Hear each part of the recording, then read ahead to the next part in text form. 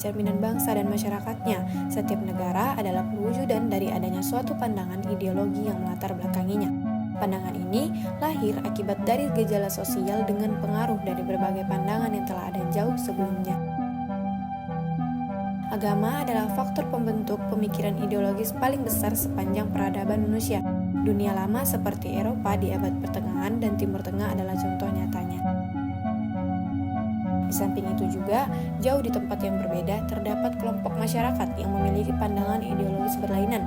Kelompok masyarakat ini kental dengan pandangan budaya adat istiadat yang menjadi sumber ideologisnya. Nilai-nilai luhur yang tumbuh adalah penjelmaan dari keterikatan manusia dengan alam atau lingkungan tempat ia hidup. Ideologi semakin tumbuh dan berkembang melalui buah pemikiran para filsuf maupun tokoh sejarah lainnya. Ianya dapat menjadi pegangan hidup sebagai manifestasi ide-ide mengenai tatanan masyarakat, hubungan antar masyarakat, dan bentuk kekuasaan serta penyaluran kekuasaan. Ianya juga bisa menjadi alat kekuasaan.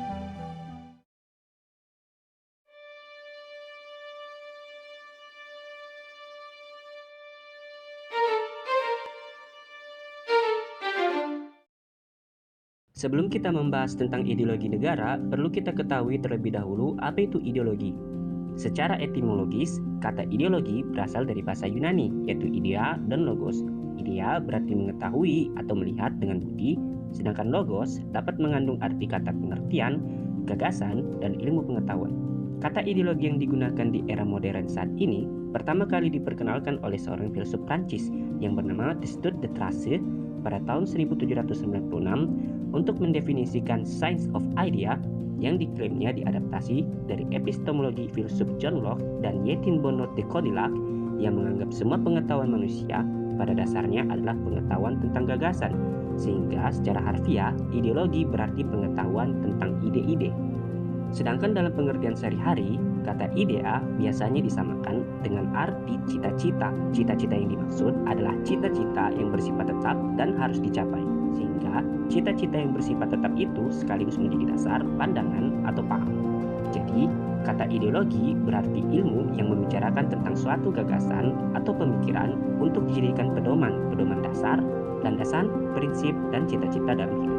Maka, jika kita kaitkan dengan konteks kenegaraan, ideologi negara dalam arti cita-cita negara atau cita-cita yang menjadi basis bagi suatu teori atau sistem kenegaraan untuk seluruh rakyat dan bangsa yang bersangkutan. Pada hakikatnya, merupakan asas kerohanian yang antara lain memiliki ciri berupa derajat yang tertinggi sebagai nilai hidup kebangsaan dan kenegaraan. Manusia dalam hidup berbangsa dan bernegara selalu membutuhkan adanya cita-cita bersama. Cita-cita tersebut perlu dirumuskan dengan cara mencurahkan segala pikiran dan gagasan dari segenap penduduk bangsa. Hasil gagasan, ide, dan pikiran dari segenap bangsa tersebut kemudian disepakati dan dijadikan sebagai landasan, tujuan, pandangan hidup, dan semangat bersama untuk dijunjung tinggi dan diamalkan oleh suatu bangsa dalam kehidupan. Hal inilah yang kemudian disebut sebagai ideologi.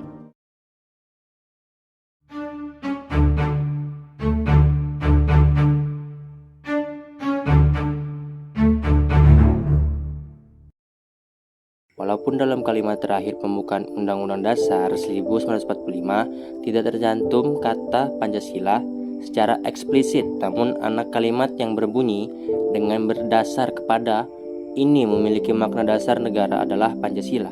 Hal ini didasarkan atas interpretasi historis bagaimana ditentukan oleh BPUPKI bahwa dasar negara Indonesia itu disebut dengan istilah Pancasila. Sebagaimana telah ditentukan oleh pembentukan negara bahwa tujuan utama dirumuskannya Pancasila adalah sebagai dasar negara Republik Indonesia. Oleh karena itu, fungsi pokok Pancasila adalah sebagai dasar negara Republik Indonesia. Kemudian dijelaskan bahwa Pancasila sebagai sumber dari segala sumber hukum atau sumber tertib hukum Indonesia yang ada pada hakikatnya adalah merupakan suatu pandangan hidup, kesadaran, dan cita-cita hukum, serta cita-cita moral yang meliputi suasana kebatinan dari bangsa Indonesia.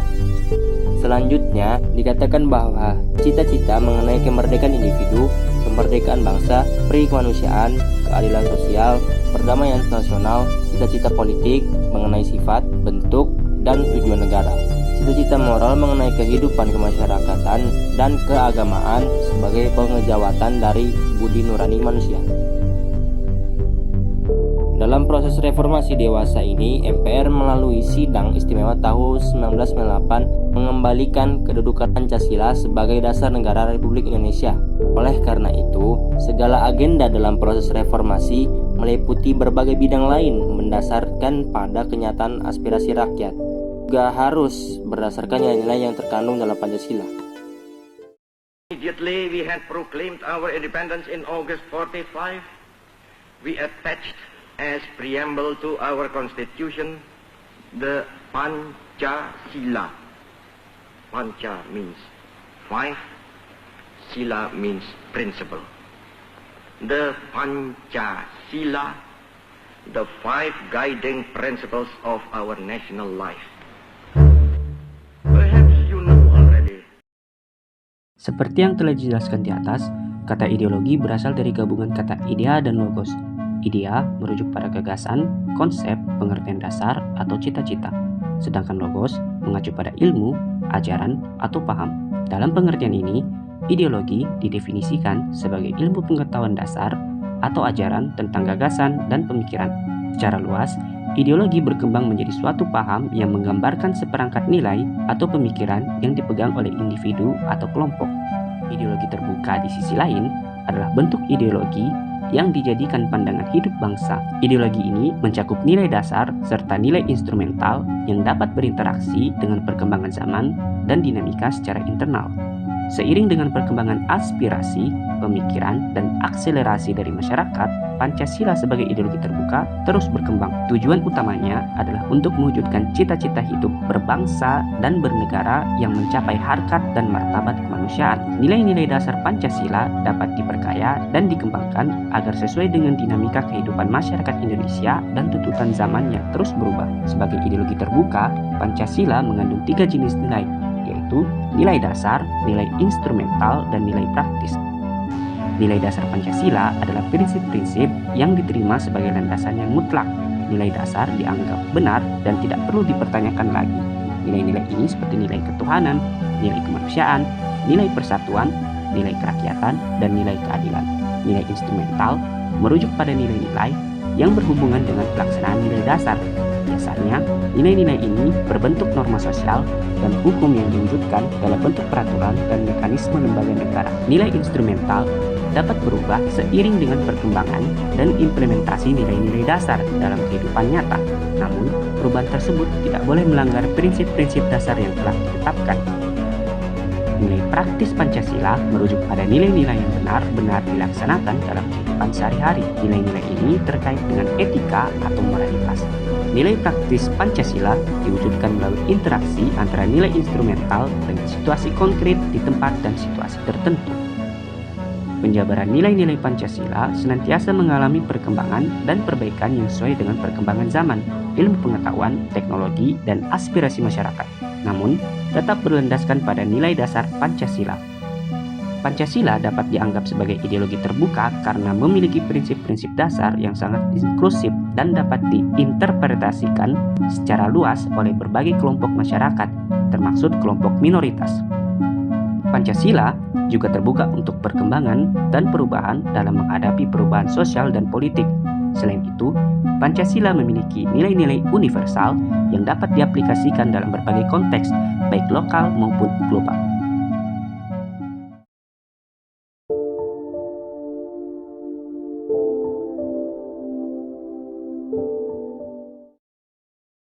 Dua ideologi besar yang berkembang hingga hari ini adalah liberalisme dan sosialisme. Liberalisme adalah paham yang mengutamakan kemerdekaan individu sebagai pangkal dan pokok dari kebaikan hidup. Liberalisme lebih menekankan pada manusia sebagai individu dengan masalah hak-hak asasi, kemerdekaan, kebebasan, dan lain-lain.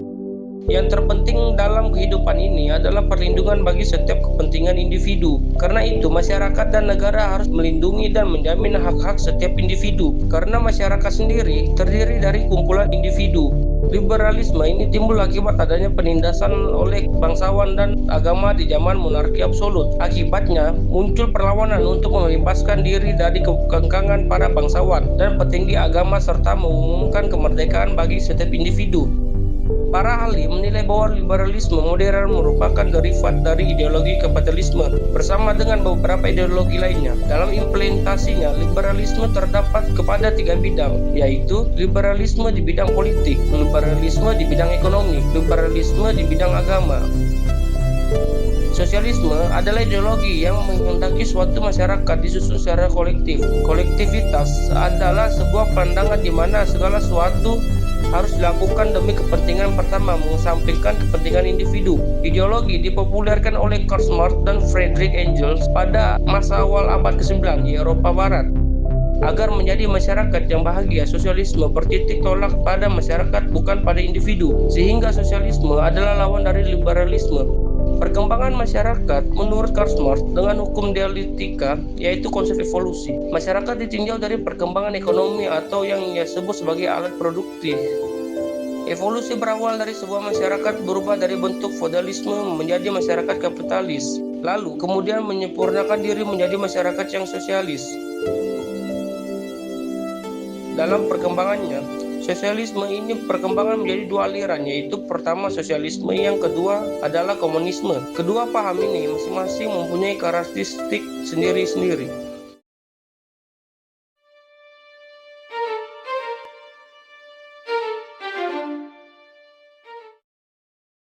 Bangsa Indonesia adalah bangsa yang religius. Religiulitas bangsa Indonesia ini secara filosofis merupakan nilai fundamental yang meneguhkan eksistensi negara Indonesia sebagai negara yang berketuhanan yang Maha Esa. Ketuhanan yang Maha Esa merupakan dasar kerohanian bangsa dan menjadi penopang utama bagi persatuan dan kesatuan bangsa dalam rangka menjamin keutuhan NKRI. Karena itu, agar terjalin hubungan selaras dan harmonis antara agama dan negara, maka negara sesuai dengan dasar negara Pancasila wajib memberikan perlindungan kepada agama-agama di Indonesia. Keberagaman agama dan pemeluk agama di Indonesia menjadi sebuah kenyataan yang tak terbantahkan. Kenyataan ini menuntut adanya kesadaran dari setiap pemeluk agama untuk menjaga keharmonisan hubungan di antara mereka. Semua pemeluk agama memang harus mawas diri. Yang harus disadari adalah bahwa mereka hidup dalam sebuah masyarakat dengan keyakinan agama yang beragam. Dengan demikian, semestinya tak ada satu kelompok pemeluk agama yang mau menang sendiri. Seperti yang telah kita ketahui bahwa di Indonesia terdapat berbagai macam suku bangsa, adat istiadat, hingga bermacam-macam agama dan aliran kepercayaan. Dengan kondisi sosiokultur yang begitu heterogen, dibutuhkan sebuah ideologi yang netral namun dapat mengayomi berbagai keragaman yang ada di Indonesia. Konsep negara Pancasila adalah konsep negara agama-agama, konsep negara yang menjamin setiap pemeluk agama untuk menjalankan agamanya secara utuh, penuh, dan sempurna. Negara Pancasila bukanlah negara agama, bukan pula negara sekuler apalagi negara ateis. Sebuah negara yang tidak tunduk pada salah satu agama, tidak pula memperkenankan pemisahan negara dari agama, apalagi sampai mengakui tidak tunduk pada agama apapun. Pancasila mendorong untuk memfasilitasi semua penduduk untuk tunduk pada agama. Penerapan hukum-hukum agama secara utuh dalam negara Pancasila adalah dimungkinkan. Semangat pluralisme dan ketuhanan yang dikandung Pancasila telah siap mengadopsi kemungkinan itu. Tak perlu ada ketakutan ataupun kecemburuan apapun, karena hukum-hukum agama hanya berlaku pada pemeluk-pemeluknya. Penerapan konsep negara agama-agama akan menghapus superioritas satu agama atas agama lainnya. Tak ada lagi asumsi mayoritas maupun minoritas. Bahkan, pemeluk agama dapat hidup berdampingan secara damai dan sederajat. Adopsi hukum-hukum agama dalam negara Pancasila akan menjamin kelestarian dasar negara Pancasila, prinsip Bhinneka Tunggal Ika, dan NKRI. Jadi kesimpulannya ialah setiap negara adalah cerminan dari masyarakatnya. Itulah kenyataan bila kita memandang sebuah negara. Apa yang telah lahir dan tumbuh di dalam kelompok masyarakat adalah sebab dari pergerakan masyarakat itu sendiri. Demikian hal dengan ideologinya. Ideologi adalah karya besar umat manusia. Tidak akan kita sebut karya seseorang. Sejatinya, pemahaman tentang kemasyarakatan adalah kumpulan dari berbagai pemikiran dari periode-periode yang berbeda. Ideologi adalah sebuah dogma, yang mana ia mampu memanipulasi manusia sesuai kehendak siapa yang menjalankannya. Indonesia juga memiliki Pancasila, yang mana ideologi ini mencerminkan masyarakatnya. Pancasila tidak kontradiktif dengan pandangan agama. Pancasila tidak menghendaki otoriter.